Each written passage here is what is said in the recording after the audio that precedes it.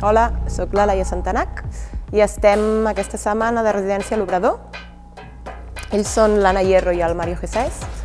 I res, hem vingut a treballar la nova proposta, la nova creació que es diu Tradere, que Tradere vol dir entregar. Tradere és una proposta de dansa contemporània i música electrònica.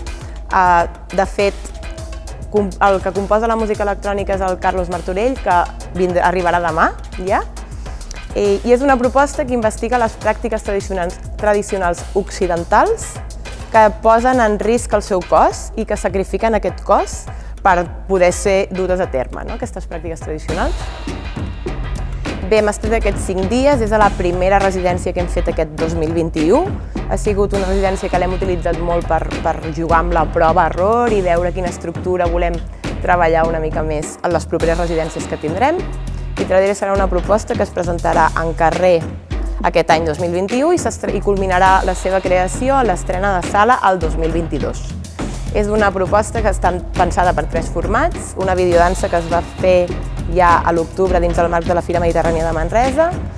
Ara la que estem preparant aquí és la versió al carrer i finalment culminarà amb la versió sala.